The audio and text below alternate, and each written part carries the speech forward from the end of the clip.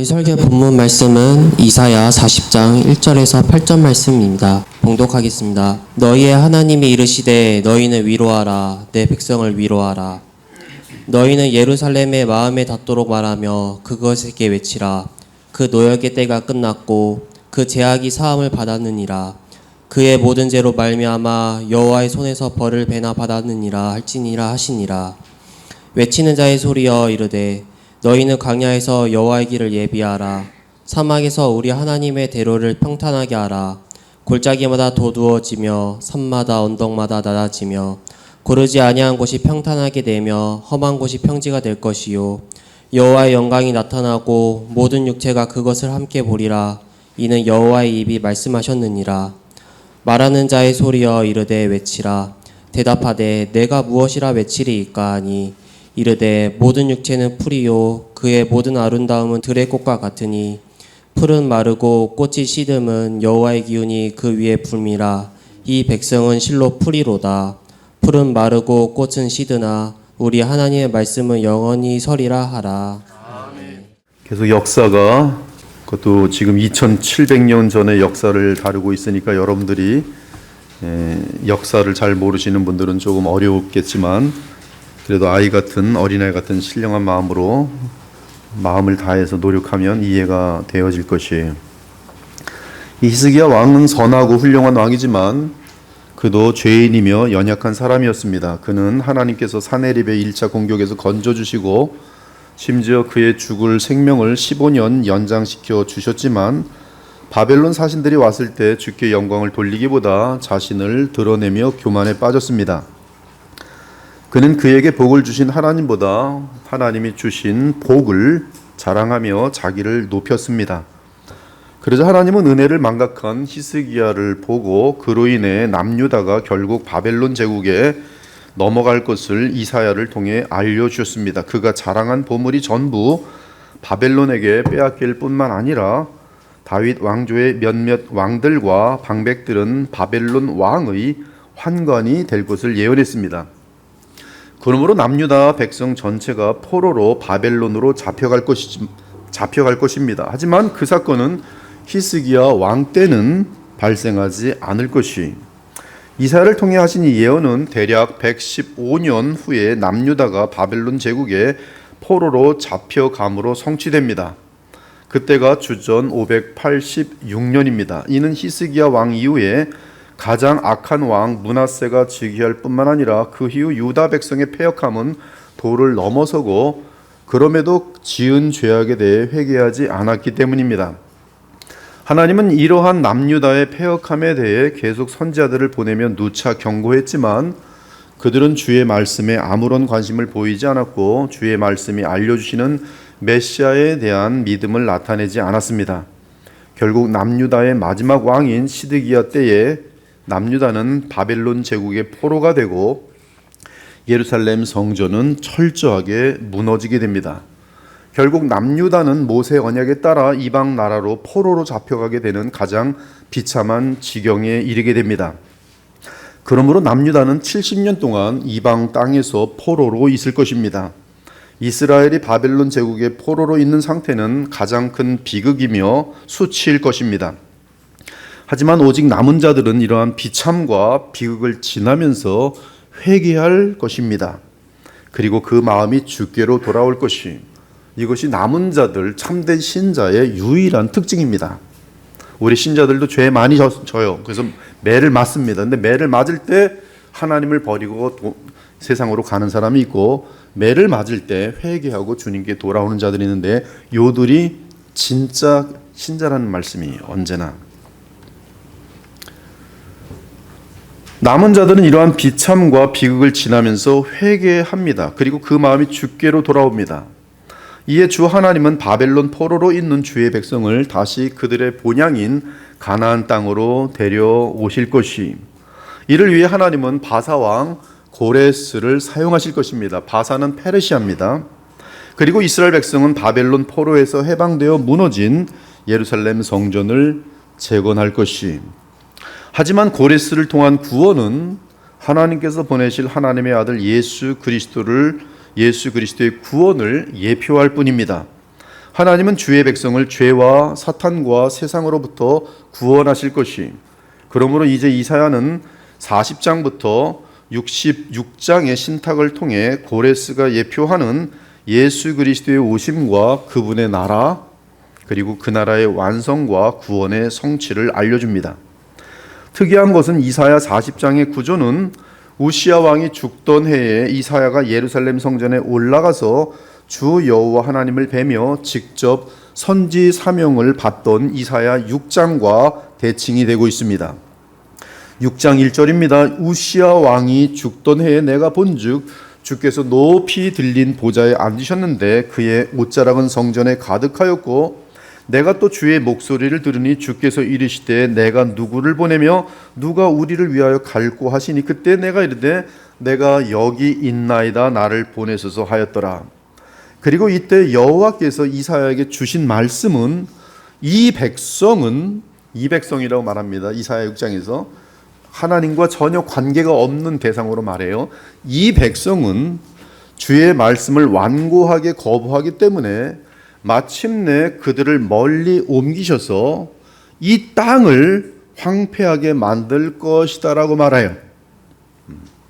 이 백성의 패역함이 도를 지나게 될 것이고 그러므로 나는 이 패역한 백성을 멀리 옮기셔서 즉 다른 나라 포로가 되게 하셔서 이건 모세의 율법입니다. 모세의 언약을 깨뜨렸을 때 나타나는 하나님의 분명한 약속이 멀리 이방 나라로 포로로 잡히게 하고 이 땅을 황폐하게 할 것이다. 놀라운 사실은 남유다 백성과 예루살렘 성전은 아수르 제국에 의해 파괴되지 않았고, 그렇죠? 또한 아수르의 포로로 잡혀가지도 않았습니다. 그것이 우리가 이사야 39장까지의 사네립 사건이. 그러나 아직 남유다는 무너지지 않았어요. 예루살렘이 결국 섰지요. 사네립이 2차 공격 때 18만 5천이 죽으면서 그는 오히려 패망하고 그리고 남유다는 건장하게 됩니다. 그러나 이사야 6장은 이미 포로로 잡혀갈 것까지 다 예언해 놓았어요. 그러면 이 예언은 사네립이 죽은 후에도 아직 성취되지 않았습니다. 그러면 그 성취는 언제 이루어집니까? 그렇습니다. 히스기야가 하나님의 시험을 합격하지 못한 직후에 주어진 예언대로 바벨론 제국에 의해 주의 백성이 바벨론 포로가 되면서 성취됩니다. 그러므로 이사야 40장은 이사야 6장의 예언이 성취된 상황을 전제로 주어졌고 이때 바벨론 포로로부터의 해방은 놀랍게도 주의 백성이 메시아를 통해 세상과 마귀와 죄로부터 영원한 구원을 얻는 것을 예표합니다. 그러므로 이사야서 하고는 이제 40장부터 66권은 메시아에 대한 소망으로 가득해요. 재미난 것은 이사야 6장은 남유다 백성을 주 하나님과 언약 관계가 없는 백성인 것처럼 이 백성이라고 부른 반면 이사야 40장은 그들을 다시 내 백성, 나의 백성이라고 부르고 있습니다.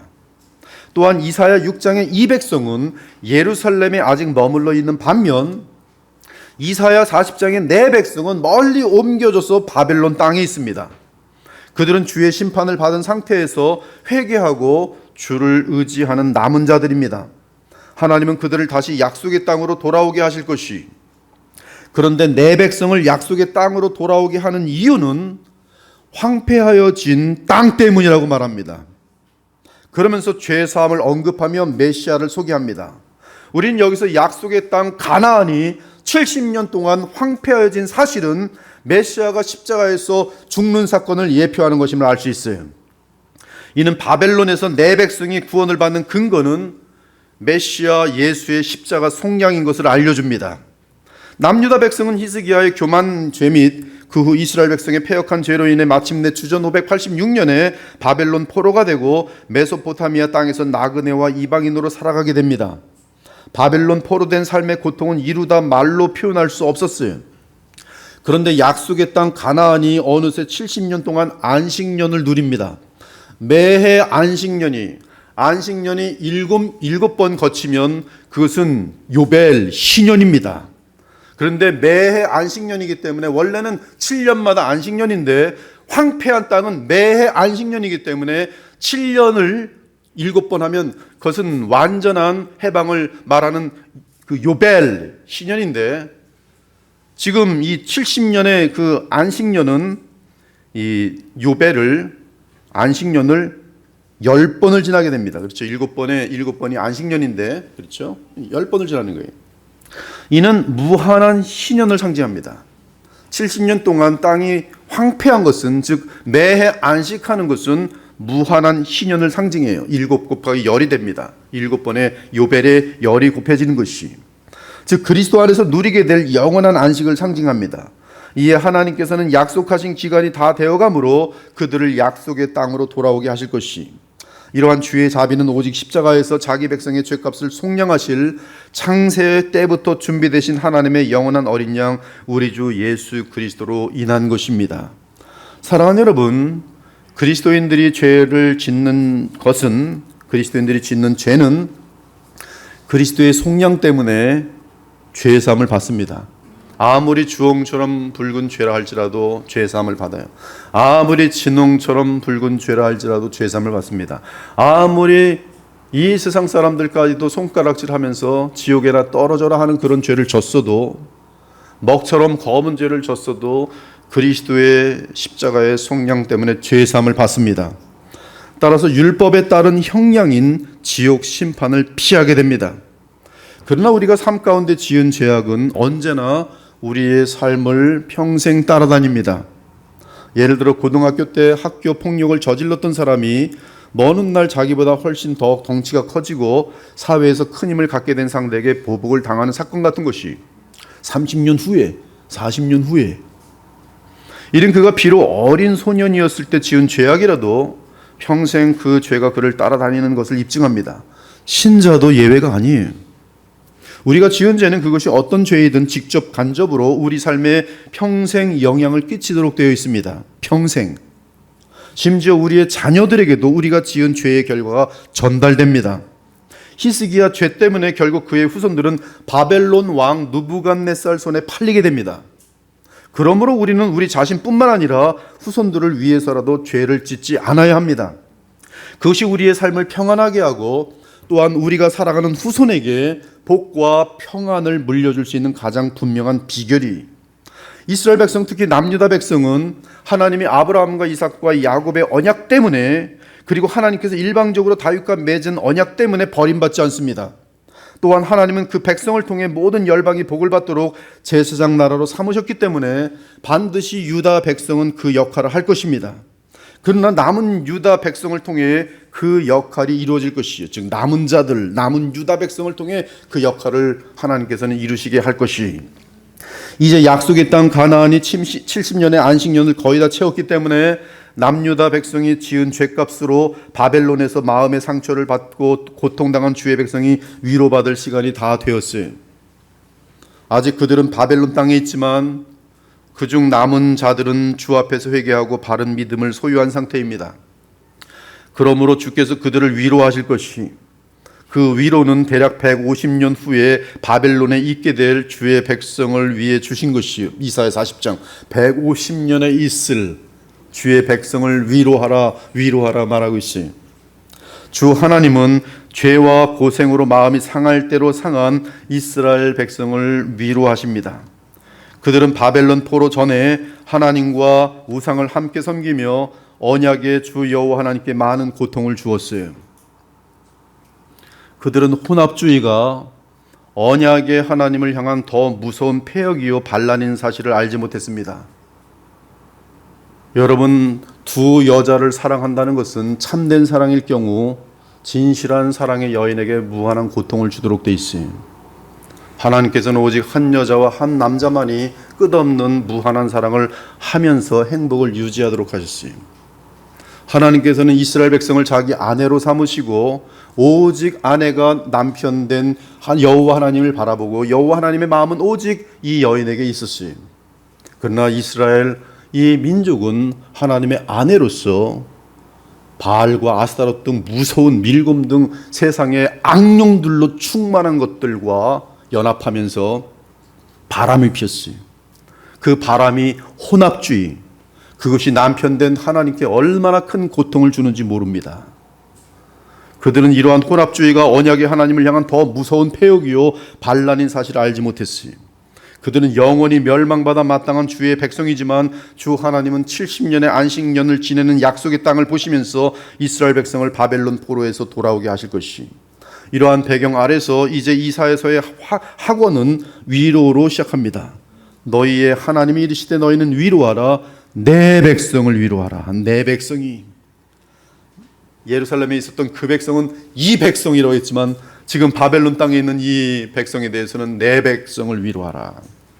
이 말은 이사야가 하는 말이고, 이 신탁을 직접 듣는 대상은 이사야의 제자들, 즉 선지 훈련을 받는 자들 및 주 앞에서 회개하고 참으로 주를 의지하는 남은 자들이, 사나립의 모든 이 공격, 파괴하려는 공격을 견디어낸 남은 자들을 회개하고 이제 오직 모든 것이 정리된 가운데 주만 바라보는 남은 자들이, 그들에게 이사야는 하나님의 명령을 따라 하나님의 백성을 위로하라고 명령합니다. 그러면 하나님께서 언급하시는 내 백성은 누구입니까? 1절로서는 알 수가 없고 2절에서 힌트를 얻을 수 있어요. 하나님이 내 백성이라고 부르는 대상은 노역의 때를 마친 예루살렘입니다. 여기서 노역은 히브리어로 차바인데 전쟁이라는 뜻도 있고 전쟁에 져서 포로 및 노예로 살아가는 비참한 삶을 뜻하기도 합니다. 무엇보다 노역의 삶은 예루살렘 성전이 없는 삶으로서 영적으로 기가를 느끼는 삶이며, 참 신기한 현상이에요. 코로나 2년 동안 예배를 못 드리게 할수록, 정부에서 예배를 못 드리게 하면 제가 이제 뒤로 다 됐는데 너무너무 예배 드리고 싶어요. 언제 교회 가야 되냐 막 이랬었어요. 근데 코로나가 딱 이제 풀리고 아무 때나 예배 올 수 있는데 이제는 잘 안 올라 그래요. 그러나 정말로 예배를 드리지 못할 때 정말 참된 신자는 그게 제일 큰 고통입니다. 정말 죽을 지경이, 평생 주님을 예배 가운데 만나던, 정말로 예수님을 예배 가운데 만나던 자들이 해외로 이사를 갔는데 교회가 없어요. 단일 교회가 없어요. 그때 그들이 아픔은 이루 말할 수가 없어요. 말로 다 표현할 수 없습니다. 비참하기가 말로 표현할 수 없어요. 지금 이 노역의 삶은 영적으로 기가를 느끼는 삶이며, 성전이 없어요. 성전이 무너졌어요.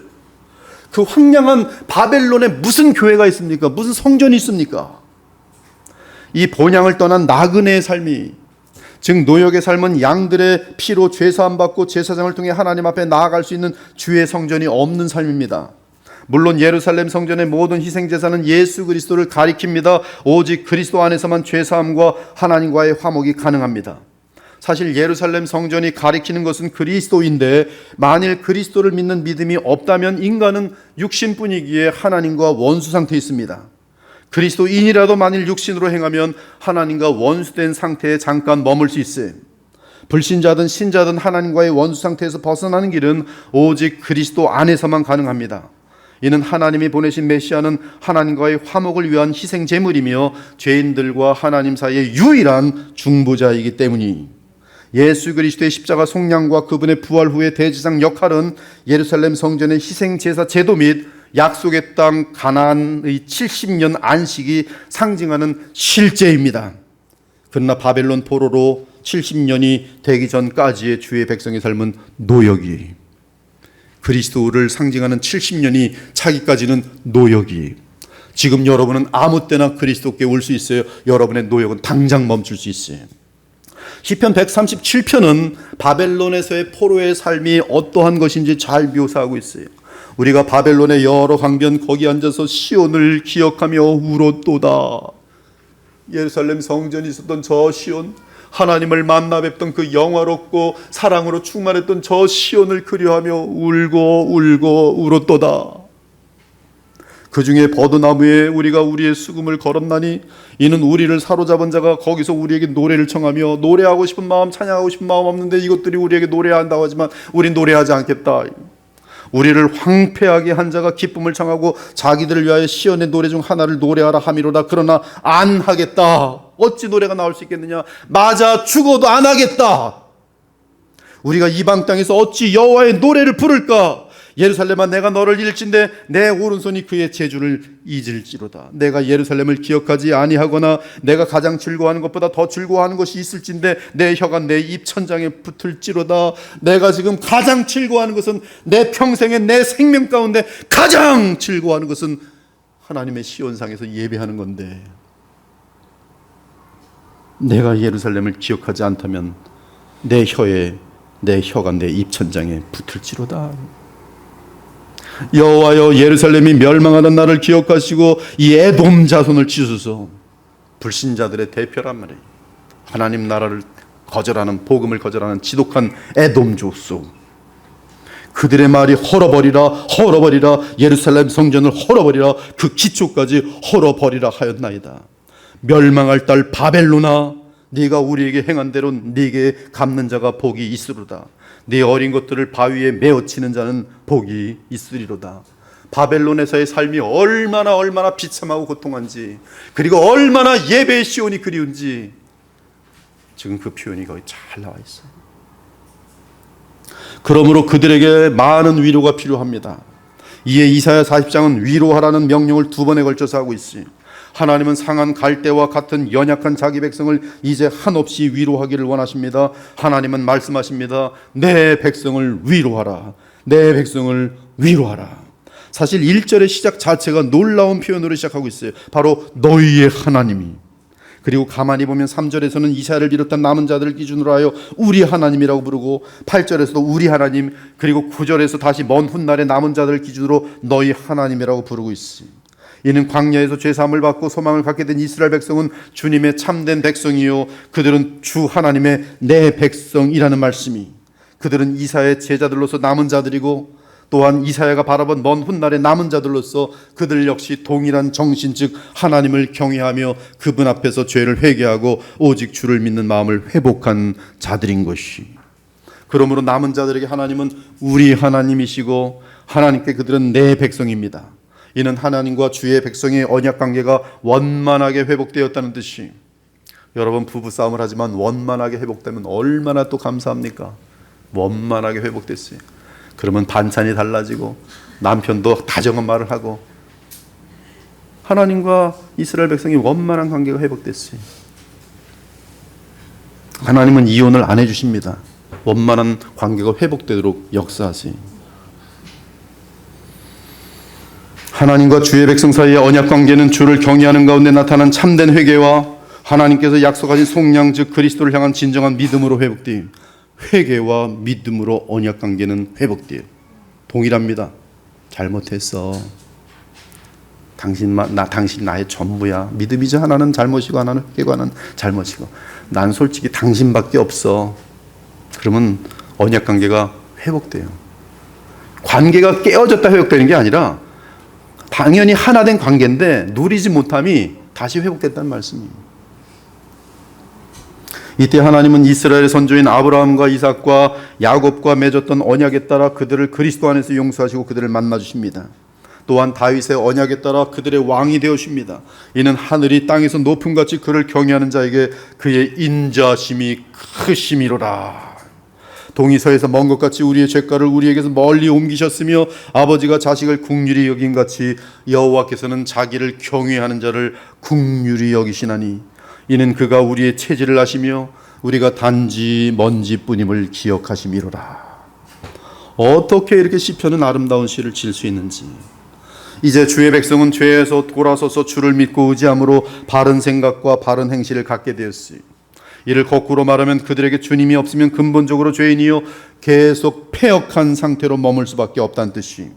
이 사실은 구약이든 신약이든 마찬가지입니다. 그러나 누구든지 죄로부터 돌아서서 하나님께서 구약의 제사 및 여러 모양으로 알려주신 메시아와 그분의 속량을 믿는다면 다시 주 하나님과의 언약관계가 원만하게 회복되는 것이. 이때 우리에게는 주의 형벌 외에 공의가 다 이루어질 다른 길이 없는데 하나님의 어린 양의 속량으로 우리가 죄사함 받고 주와 원만한 관계를 회복하게 되니 이는 메시아를 우리에게 보내주시고 그를 율법의 의로운 요구의 속량으로 삼으신 하나님의 은혜인 것입니다. 우리 다 같이 2절을 다 함께 봉독합니다. 2절 시작.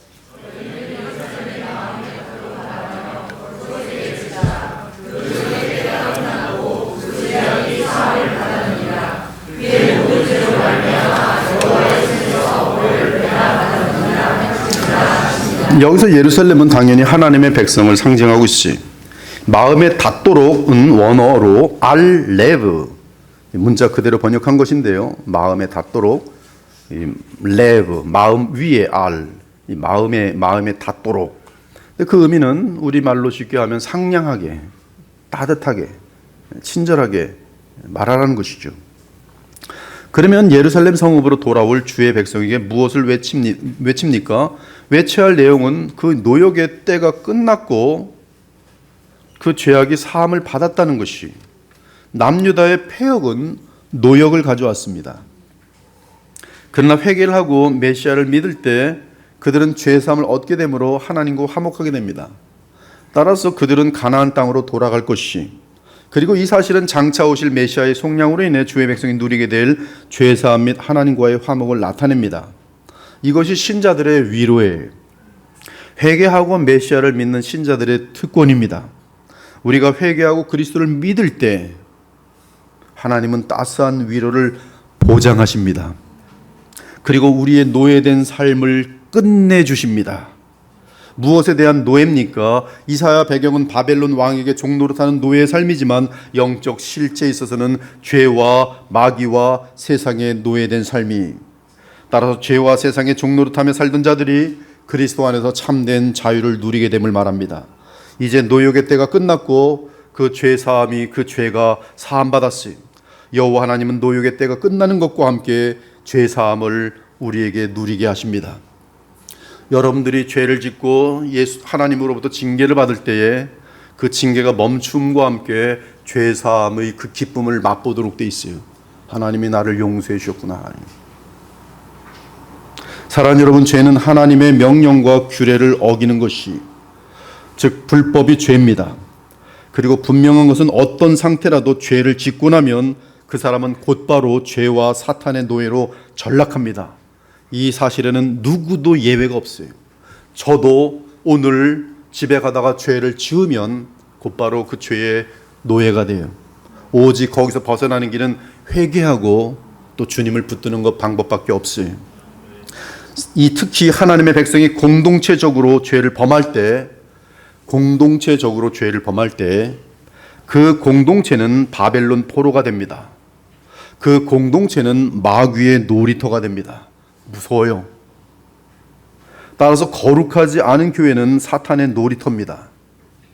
그러한 교회는 끔찍한 결과를 얻게 될 것이, 즉 거듭남의 역사도 없을 것이고, 그 거짓 교회 안의 신자들은 영원한 지옥 심판을 받게 될 것이, 많은 이단 교회들 영원한 지옥으로 떨어질 것이, 공동체적으로 하나님께서 수치를 그들에게 내리실 것이, 율법이 지적하는 죄를 회개하고 오직 그리스도를 믿음으로 하나님과 화목하게 되는 것만이 우리 개인의 그릇된 성품과 삶, 그리고 잘못된 공동체로부터 돌아설 수 있는 길이, 너는 이것을 알래 말세에 고통하는 때가 이르러 사람들이 자기를 사랑하며 돈을 사랑하며 자랑하며 교만하며 비방하며 부모를 거역하며 감사하지 아니하며 거룩하지 아니하며 무정하며 원통함을 풀지 아니하며 모함하며 절제하지 못하며 사나우며 선한 것을 좋아하지 아니하며 배신하며 조급하며 자만하며 쾌락을 사랑하기를 하나님 사랑하는 것보다 더하며 경건의 모양은 있으나 경건의 능력은 부인하니,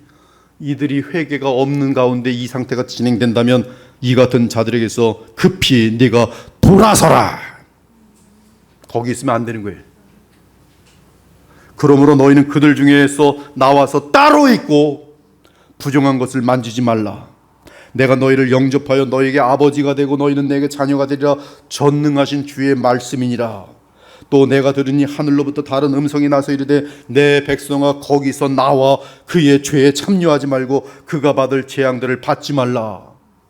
그의 죄는 하늘에 사무쳤으며 하나님은 그의 불의한 일을 기억하신지라. 죄가 진행되고 있는 공동체에 빨리 나오셔야 돼. 그 사람을 만날 때마다 죄를 짓고 있으면 그 관계를 끊으셔야 돼. 그렇지만 같이 멸망하는 거예요. 더 늦기 전에 내 멋대로 살던 죄의 삶을 회개하고 돌아서기 바랍니다. 죄악의 공동체에서 빠져나오기 바랍니다. 그리고 여호와께서 사람으로 오셔서 구주가 되신 예수 그리스도를 철저하게 의지하고 그분의 말씀에 순종하기 바랍니다. 그때 죄사함을 받을 것이, 하나님의 공의가 요구하는 무한한 죄값이 주의 보혈의 공로로 치러질 것이, 또한 이 절은 그의 모든 죄로 말미암아 여호와의 손에서 벌을 배나 받았느니라 할지니라고 말씀합니다. 이는 죄값을 하나님께로부터 받았다는 뜻이 아니, 무한하신 하나님의 법을 불순종한 죄값은 무한한 형량 지옥 외에 다른 것이 있을 수 없습니다. 그러므로 하나님 앞에서 죄값은 피조물은 갚을 수가 없어요. 아무리 큰 고통을 이 땅에서 당하고 영원히 당할지라도 하나님 앞에서 그들의 죄값을 갚을 수가 없어요. 오직 무한하신 하나님만이 우리의 죄값을 갚아 주실 수 있습니다. 그러므로 우리의 죄값을 위해 하나님의 아들이 사람으로 오셔서 우리 대신 십자가에서 그 무한한 저주를 감당하셔야 했던 것이, 그러므로 그의 모든 죄로 말미암아 여호와의 손에서 벌을 배나 받았느니라는 뜻은 죄값을 치렀다는 뜻이 아니, 여러분이 하나님의 손에 의해서 매를 맞았다고 해서 죄값을 치렀구나, 그건 불가능합니다. 그러면 이 뜻은 무엇입니까? 하나님의 징계로 주의 자녀가 회개와 믿음을 바르게 취할 수 있게 되었다는 뜻이, 자기 백성과 자기 자녀를 향한 주 하나님의 징계는 하나님을 대적하여 불순종하는 자를 회개하고 주께서 보내신 그리스도를 믿게 하는 데 그 목적이 있습니다. 즉 주의 백성이 화목제물을 통해 다시 하나님께로 돌아오게 하는 것이 징계의 목적이, 만일 주의 징계를 받으면서도 끝까지 주께로 돌아오지 않는 자들이 있다면 이들은 원래부터 주 하나님과 언약관계에 있는 자들이 아닙니다. 가롯 유다처럼 처음부터 버림받은 가짜 신자예요. 이방인들입니다. 근데 교회에 들어와 있을 뿐이. 사랑하는 여러분, 신자는 죄를 범할 때 하나님으로부터 징계를 반드시 받습니다. 왜? 신자기 때문에 그래요.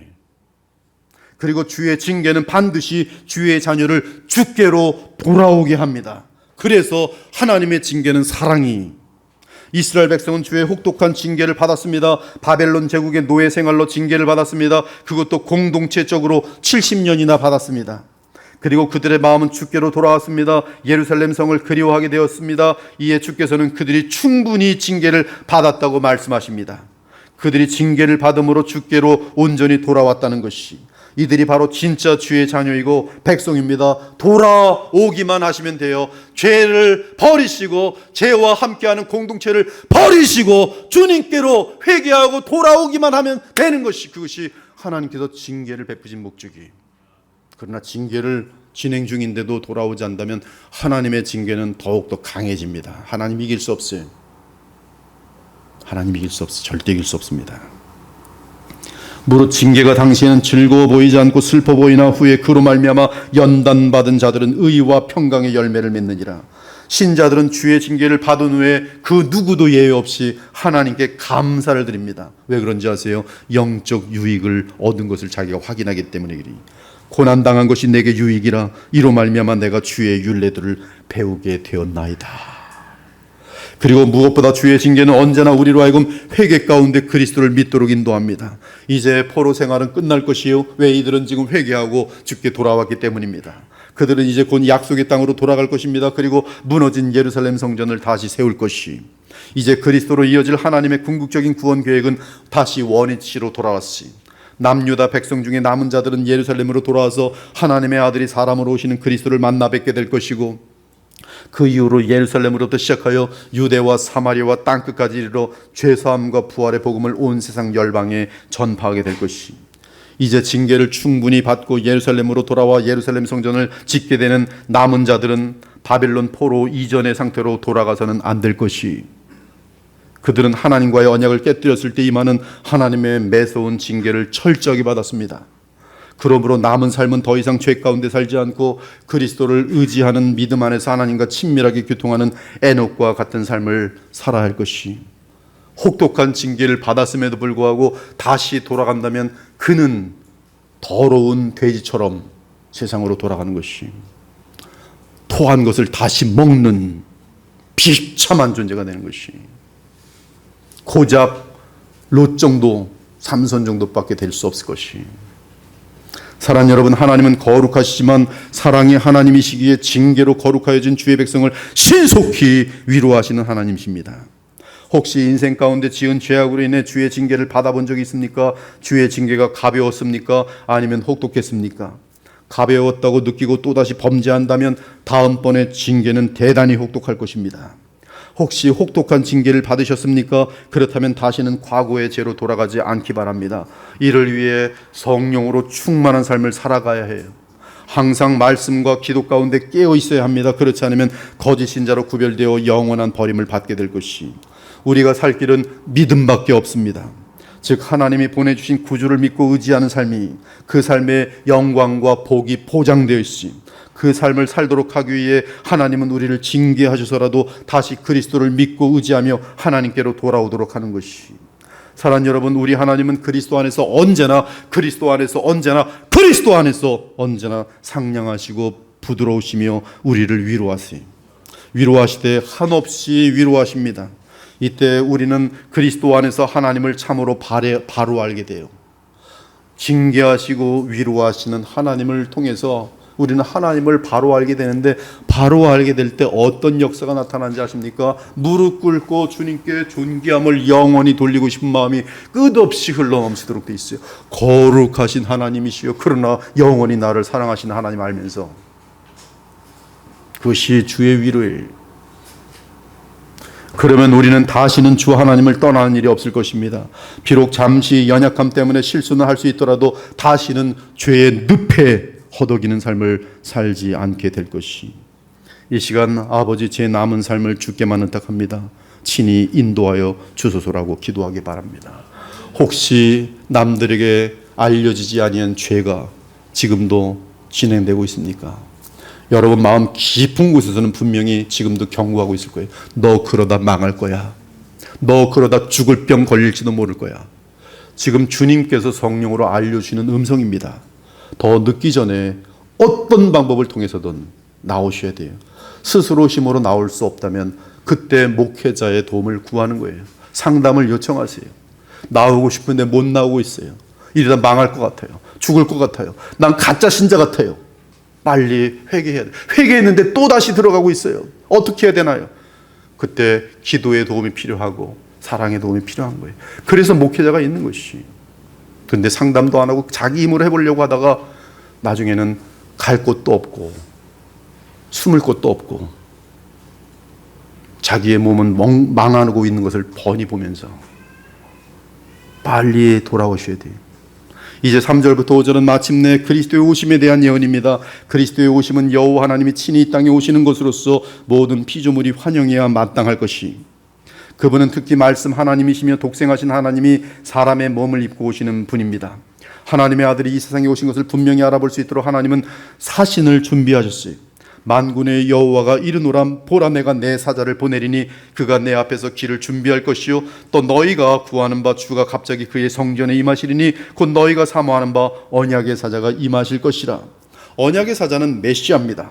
그러면서 동시에 여호와 하나님이세요. 그분이 이 땅에 오실 때 주의 사자를 보내실 것입니다. 그 사자가 누굽니까? 바로 세례 요한이. 세례 요한은 여호와 하나님이 언약의 사자로 오시는 둘째 아담 예수 그리스도의 길을 예비하는 사자, 즉 사신입니다. 3절에서 외치는 자의 소리는 세례 요한인데 그의 소리를 이사야가 대략 700년 전에 신탁으로 듣습니다. 어쩌면 이사야는 광야에서 외치는 세례 요한을 환상으로 보았을 수도 있어요. 세례 요한은 자신을 광야에서 외치는 자의 소리라고 자신을 소개합니다. 세례 요한이 이르되 나는 선지자 이사야의 말과 같이 주의 길을 곧게 하라고 광야에서 외치는 자의 소리로다 하니라. 놀라운 것은 여러분 지금 이사야 40장을 보면은 거기 보면 3절에 보면은 여호와의 길이라고 되어 있고요. 또 3절 후반에 보면 하나님의 대로, 또 5절에 보면 여호와의 영광. 근데 이것이 신약에 오면 주의 길, 주의 영광, 주의 대로, 주로 바뀌었어요. 그리고 그 주가 누구냐 하면 지금 세례 요한이 누구를 지금 이 평탄케 길을 준비하면서 예비하고 있냐면 바로 나사렛 예수예요. 그러면 신약과 구약을 함께 읽으면 나사렛 예수는 곧 여호와 하나님이라 그렇게 되어집니다. 즉 세례 요한이 여호와께서 이 땅에 오시는 그 길을 곧게 하는데 그 대상은 다름 아닌 나사렛 예수님이, 여호와 하나님은 바로 예수님은 여호와 하나님이세요. 삼위 중에 성자 하나님, 말씀 하나님이세요. 나사렛 예수님은 사람의 몸을 입고 오신 여호와 하나님이세요. 세례 요한은 구약의 마지막 선지자였습니다. 그는 새 언약 시대에 해당하지 않았어요. 그는 자신보다 6개월 후에 태어나신 나사렛 예수님이 바로 메시아요 하나님의 아들이심을 증거하는 사명을 받은 마지막 선지자였습니다. 구약의 마지막 선지자였어요. 그는 외치는 소리와 물세례로 이스라엘 백성에게 회개를 가르쳤어요. 회개. 이제 회개한 이스라엘 백성은 그리스도를 믿기만 하면 됩니다. 회개, 율법의 역할이, 구약 선지자의 역할이, 믿음, 오실 메시아에 대한 믿음이. 그러므로 세례 요한은 오실 메시아를 위하여 회개의 세례와 회개의 가르침을 외쳤어요. 왜? 그들로 메시아를 믿게 하기 위해서. 따라서 율법을 상징하는 구약 선지자 세례 요한은 회개를 전합니다. 회개의 세례를 베풉니다. 이때 이스라엘 백성은 세례 요한의 외침과 물세례를 통해 자신들을 낮추고 죄를 인정했어요. 즉 구주가 필요하다는 사실을 인정했습니다. 그러므로 예수님이 등장하시면 요한의 세례를 받은 자들은 예수님을 그리스도로 믿을 것이, 하나님의 아들로 영접할 것입니다. 세례 요한을 믿는 자들은 그가 가리키는 그리스도를 믿고 그의 제자가 될 것이. 이처럼 회개는 내가 죄인이라는 사실을 인정하는 겸손함입니다. 이 과정이 없이는 예수님을 그리스도, 즉 나의 왕, 나의 대제사장, 나의 마지막 선자로 영접할 수 없으며 또한 하나님의 아들로 받아들일 수도 없어요. 반드시 회개가 믿음보다 먼저 앞서도록 되어 있어요. 그러므로 예수님은 이렇게 말씀하셨습니다. 예수께서 대답하여 이르시되 건강한 자에게는 의사가 쓸데없고 병든 자에게야 쓸데있나니 나는 의인을 부르러 온 것이 아니요 죄인을 불러 회개시키러 왔노라. 바벨론 포로로 있는 주의 백성은 무엇보다 과거의 어리석음과 패역한 죄악을 회개하고 여호와께서 약속으로 보증하신 메시아를 믿어야 합니다. 그것이 사실 예루살렘 성전이 의미하는 하나님과의 교통이. 따라서 회개한 남은 자들은 예루살렘 도성으로 돌아와서 하나님과의 교통을 상징하는 예루살렘 성전을 재건하게 될 것이. 구약에서 하나님의 영광은 성전에서 나타나는데 이는 성전에는 예수 그리스도를 가리키는 동물의 희생제사가 있고 그 제사를 통해 언약 백성이 하나님과 교통할 수 있었기 때문입니다. 그들은 성전에서 희생 제사를 드린 후 화목 제물을 드릴 때 주 앞에서 뛰놀며 감사하며 찬양하면서 한없는 기쁨과 평안과 사랑과 만족과 보람을 누렸지. 그런데 예루살렘 성전을 통해 하나님을 만나며 누리던 이 지복이 이제 예루살렘 성전이 상징하던 실제인 그리스도께서 오심으로 인해 우리는 손으로 만들지 않은 성전인 예수님을 통해 언제든지 하나님께 나아가 예배드리며 얼마든지 주를 만나 뵐 수 있게 된 것이, 이것이 신자의 특권이며 영광이 바로 저 여러분들이. 이러한 영광은 이제 끊어지지 않고 영원히 이어질 것이. 사랑하는 여러분, 하나님과의 교통이 끊어진 자들은 영원한 멸망에 처합니다. 죽음 이후 곧바로 그 영혼은 음부라고 하는 죽음의 지옥 세계로 떨어집니다. 그곳에서 다시는 나올 수 없습니다. 다만 예수님 재림 때 썩은 육체를 입고 다시 판결을 받고 불못으로 들어가게 될 것이. 그리고 그곳에서 사탄과 악령들과 함께 영원히 무한한 고통 가운데 살게 될 것이 하나님의 말씀입니다. 성경의 권위로 여러분에게 분명히 말씀드립니다. 여러분들은 악령들과, 믿지 않는 자들은 악령들과 영원히 불못에서 살게 될 것이. 더 늦기 전에 회개하고 그리스도를 믿기 바랍니다. 그리스도는 하나님의 아들이며 둘째 아담이신 그리스도십니다. 그분을 믿으면 하나님이 우리에게 요구하시는 공의로운 율법의 죄값을 그분이 치러주십니다. 나아가 부활 승천하신 그리스도께서는 그를 믿는 자에게 그의 생명을 주시고 그의 영을 부어주십니다. 따라서 우리는 주의 생명과 주의 성령의 도우심으로 얼마든지 내 안의 죄성, 즉 육신이라 불리는 옛사람과 싸워 이길 수 있어요. 이미 신자가 된 성도들은 매일 작은 죄라도 철저하게 회개하며 더 이상 죄를 짓지 않기 위해 믿음으로 그리스도와 연합한 상태를 유지하기 바랍니다. 그것이 바로 성령 충만이. 신자는 성령 충만한 상태에서는 죄를 싫어하고 혐오하도록 되어 있어요. 죄와 싸움이 간신히 싸우는 게 아니라 죄가 싫어요. 똥 먹는 것보다 싫습니다. 그것이 성령 충만이. 또한 죄를 죽일 수 있는 거룩한 하늘의 능력을 발휘할 수 있어요. 그리스도 예수의 사람들은 육체와 함께 그 정욕과 탐심을 십자가에 못 박았느니라. 만일 우리가 성령으로 살면 성령으로 행할지니 너희가 육신대로 살면 반드시 죽을 것이로되 성령으로 몸의 행실을 죽이면 살리니 무릇 하나님의 영으로 인도함을 받는 사람은 곧 하나님의 아들이라. 사랑하는 여러분, 우리는 여전히 죄 많은 광야에서 살아가고 있습니다. 우리는 하늘에 앉아서 땅의 지체를 죽여야 이 광야 같은 세상에서 샤론의 향기가 될 수 있어요. 죄의 종노릇하는 이 세상 사람들 가운데서 죄와 마귀와 세상의 왕노릇하는 주의 자녀가 그들의 삶과 성품으로 거룩함을 나타낼 때, 거룩함을 나타낼 때야 비로소 세상의 빛과 소금의 역할을 감당하는 것이. 여러분, 이단들이 열심이 없는 자 아십니까? 여러분의 10배 열심을 갖고 있습니다. 근데 그들에게 없는 것이 있어요. 거룩함이 없어요. 어떤 이단 종교에서 이렇게 교주가 이렇게 문제가 다 터졌는데 왜 아직도 교회를 다니십니까? 질문했어요. 답변이 어떻게 나온지 아세요?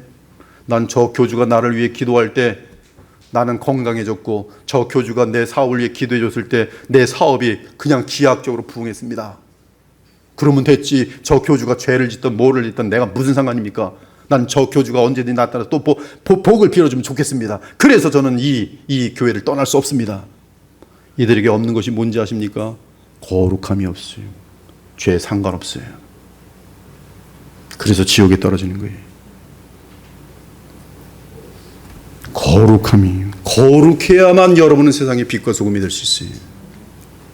매일 피 흘리기까지 죄와 싸우기 바랍니다. 하지만 내 힘으로 싸울 수 없어요. 내 힘으로 싸우지 말고 그리스도를 믿음으로 성령을 따라 싸우기 바랍니다. 그러면 승리가 우리의 삶에 항상 나타날 것이요, 반드시 나타날 것이요, 승리의 열매가 우리의 삶을 영광스럽게 할 것입니다. 거룩한 삶이 시시하다고요? 거룩한 삶이 재미없다고요? 놀라지 마십시오. 그런 사람은 거룩의 삶을 살아보지 못한 사람입니다.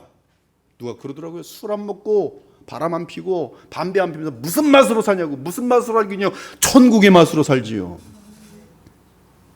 거룩한 삶에는 말로 다 표현할 수 없는 가정의 행복이 있어요. 거룩한 교회는 말로 다 표현할 수 없는 사랑의 역사가 교회 공동체에 흐릅니다. 미움이 설 자리가 없어요. 당파가 설 자리가 없어요. 얼마나 아름답고 감사한데요. 승리의 열매는 우리의 삶을 영광스럽게 할 것이. 세례 요한을 통해 주시는 말씀은 여호와의 구원입니다. 여호와의 영광입니다. 그리고 여호와의 구원과 영광은 예수 그리스도십니다. 시편을 보면 시온의 포로에서 돌아오는 주의 백성이 하나님의 영광을 보고 눈물을 흘리며 노래합니다. 여호와께서 시온의 포로를 돌려보내실 때 우리는 꿈꾸는 것 같았도다. 그때 우리 입에는 웃음이 가득하고 우리 혀에는 찬양이 넘쳐났도다. 그때 문나라 가운데서 말하기를 여호와께서 그들을 위하여 큰 일을 행하셨다 하였도다. 여호와께서 우리를 위하여 큰 일을 행하셨으니 우리는 기쁘도다. 여호와여, 우리의 포로를 남방 시내들 같이 돌려보내소서. 구약시대의 남은 자들은 하나님의 영광의 지극히 적은 부분을 볼 수 있었을 뿐인데 이렇게 기뻐했어요. 그러나 십자가의 속량과 부활로 하늘과 땅이 그리스도 안에서 통일된 시대에 사는 우리는 그리스도와 그분의 사역 안에서 한없는 하나님의 영광을 봅니다.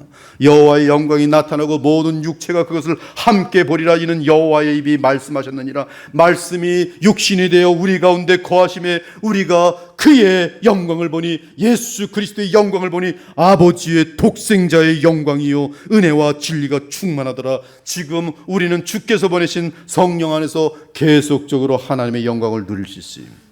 이제 6절을 보니 하나님께서 계속 말씀하십니다. 이번에는 하나님은 이사야를 말하는 자의 소리라고 부릅니다. 그리고 외치라고 합니다. 이에 이사야가 대답합니다. 내가 무엇이라 외치리이까? 여러분, 복음을 접하는 것은 가치관의 변화예요. 오늘 이 부분은 복음의 핵심입니다. 복음을 믿는다는 것이 무엇인지를 보여주는 것이.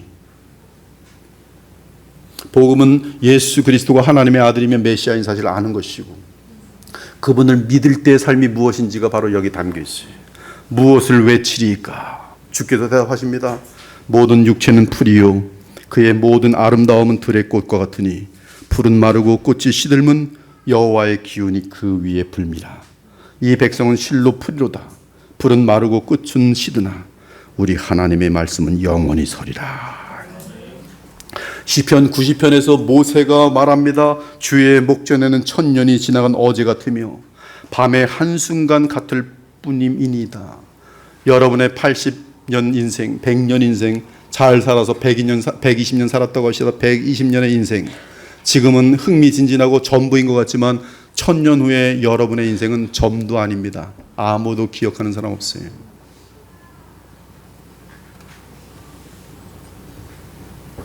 주께서 그들을 홍수처럼 쓸어가시나이다.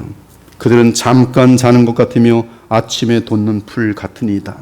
풀은 아침에 꽃이 피어 자라다가 저녁에는 시들어 마르나이다. 죄의 상태로 있는 인간에게 하나님의 심판은 언제든지 임할 수 있어요. 그러면 그들이 잠시 누리고 있던 이 세상 모든 영광은 순식간에 사라집니다. 그러므로 이를 빨리 알고 우리는 주의 언약과 법도를 지키는 것이 영원으로 이어지는 유일한 보람인 것을 빨리 붙드셔야 돼요. 인생은 그날이 풀과 같으며 그 영화가 들의 꽃과 같도다. 그것은 바람이 지나가면 없어지거니와 그 있던 자리도 다시는 알지 못하거니와 여호와의 인자하심은 자기를 경외하는 자에게 영원부터 영원까지 이르며 그의 은은 자손의 자손에게 이르니. 여러분이 이 삶을 잠깐 먼 안개와 같은 인생을 살아가지만 주님을 기억하면서 행하는 착한 이들마다 영원히 기록되어진다는 것이 곧 그의 언약을 지키고 그의 법도를 기억하며 행하는 자에게로다. 그러므로 새 언약 시대에 이 사도 요한은 이렇게 말합니다. 이 세상이나 세상에 있는 것들을 사랑하지 말라. 누구든지 세상을 사랑하면 아버지의 사랑이 그 안에 있지 아니하니 이는 세상에 있는 모든 것이 육신의 정욕과 안목의 정욕과 이색의 자랑이니 다 아버지께로 온 것이 아니요 세상으로부터 온 것이라.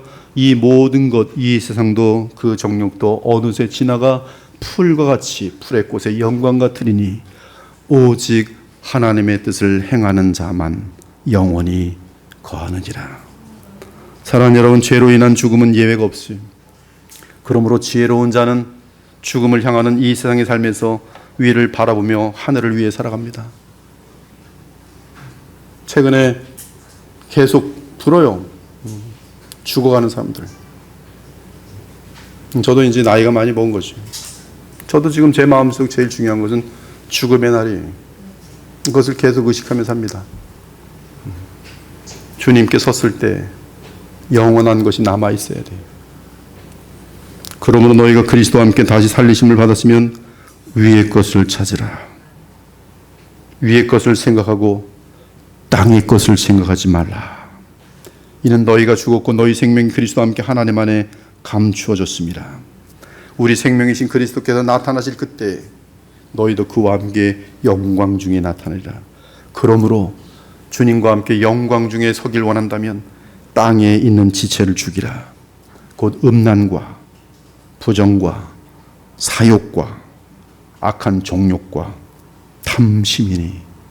탐심, 더 많이 갖고 싶어하고 더 높아지고 싶어하고 더 쥐우려고 그러고 더 권력을 가지려고 그러고 탐심이니. 탐심은 우상 숭배니라. 사도 베드로는 오늘 이사야 40장의 7절과 8절을 인용하면서 우리 하나님의 말씀은 영원히 서리라는 그 복음을 전합니다. 그리고 복음에 의해 거듭나는 것은 영원한 의미가 있다고 말씀합니다. 너희가 거듭난 것은 썩어질 씨로 된 것이 아니요 썩지 아니할 씨로 된 것이니 살아있고 영원히 있는 하나님의 말씀으로 되었느니라. 그러므로 모든 육체는 풀과 같고 모든 영광은 풀의 꽃과 같으니 풀은 마르고 꽃은 떨어지되 오직 주의 말씀은 세세토록 있도다 하였으니 너희에게 전한 복음이 곧 이 말씀이니라. 20대, 30대 정말로 씩씩하고 멋있고 우리 형제님들 멋있죠. 또 자매님들도 아름답죠. 근데 이게 잠깐이에요. 잠깐이에요. 한 80대면 똑같아져요. 머리도 다 똑같이 까먹고 다 쭈글쭈글해지고 뭐 무슨 여기다가 안 쭈글쭈글 하려고 넣어봤자 안 속습니다. 아무도. 매력 없어요. 오히려 속 사람이 아름다워서 좋은 사람이 되어 있으면 더 많은 사람들이 존경하지요. 아무것도 없어요. 세상에. 이 세상에 썩어질 것을 너무 연연해하지 마시고 어떻게 하면 주님께 기쁨이 될 수 있을지 영원한 것들을 지금부터 준비해야 되는 것이. 복음 안에서 거듭난 새 사람은 결코 잠시 있다 사라지는 이 땅의 영광과는 다른 영원한 영광을 위해 살 수 있도록 되어 있어요. 그것이 바로 저와 여러분이. 여러분은 거듭난 생명으로 주의 말씀을 따라 살아갈 수 있어요. 오늘도 그리할 수 있어요. 거꾸로 그럼에도 불구하고 또 썩을 것을 위해서 싸우면서 거품 물면서 분노하면서 실망하면서 썩을 것 때문에 항상 싸우는 거죠. 죽이고 거짓말하고 그러나 그리스도의 영이신 성령을 따라 그리스도 안에 살아가는 것, 그것만이 세세토록 영원히 보존되는 유일한 의미 있는 삶인 것이. 이 죄 많은 세상에서 하나님의 원수로 살지 마시고, 어리석게 살지 마시고, 롯처럼 살지 마시고, 삼손처럼 살지 마시고, 우리 모두가 그리스도 안에서 주의 백성으로 거룩하게 서로 용서하면서 서로 기도해 주면서 아름답게 살아가는 저와 여러분 되시기를, 여러분의 자녀들까지 영원히 복을 받게 되시기를 우리 주 예수 그리스도의 이름으로 축원합니다. 아멘. 주 하나님 감사합니다. 주의 복음을 증거합니다. 주의 성령께서 이 말씀이 주의 백성의 마음속에 뿌리를 내리고 새겨지게 하셔서 그 삶이 변화되고 그 성품이 변화되게 하여 주시옵소서. 죽은 자는 살게 하시고 병든 영혼들은 치유받게 하시고 잘못된 방향을 향하여 달려가는 인생은 바른 방향으로 돌아와 영원히 복을 받게 하여 주시옵소서. 살아계신 우리 주 예수 그리스도의 이름으로 기도 올리옵나이다. 아멘.